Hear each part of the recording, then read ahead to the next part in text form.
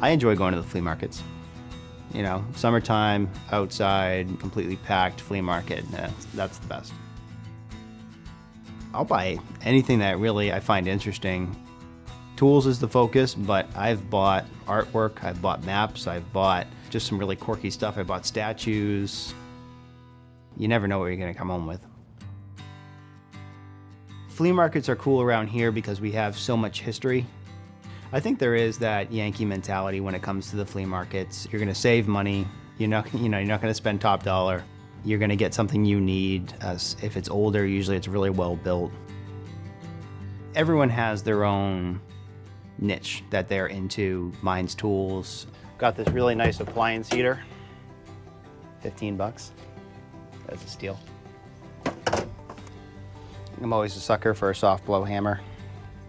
Little speed square. 5 bucks. Bought this caulking gun at the flea market. $4. Paid $4 for this. Still written on it. I'd say it's a hobby that benefits me for work, you know, because I'm able to put a lot of tools into my truck or into my shop at a reduced cost, so I've saved money. Gets me up and out of the house on a Sunday morning. I think the secret to finding good things at the flea market is not being afraid to dig. You know, some guys, their van is loaded up with boxes of junk and they take it and they put the boxes out. The secret's to get down and dig through it, you know. Look cautiously because there's still razor blades and knives and sometimes some rusty tools in there. But as you dig through, I mean, I've found really, really good hand tools. I've picked up some Sawzall blades, circular saw blades, you know, for like half the cost. I got a diamond grinding wheel one time for like 5 bucks.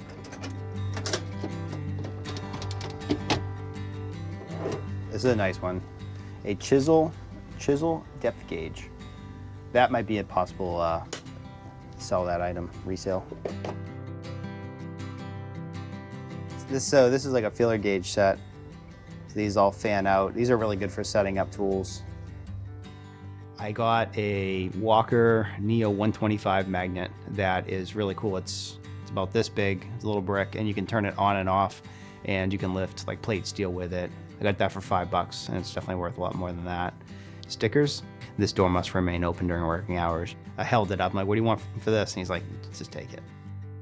The biggest value I see in buying used tools is just the value, you know, the money that I save. And, you know, helps that vendor. You know, they're gonna make a few bucks that day and it's a win-win. Thanks for watching. This Old House has got a video for just about every home improvement project, so be sure to check out the others. And if you like what you see, click on the subscribe button to make sure that you get our newest videos right in your feed.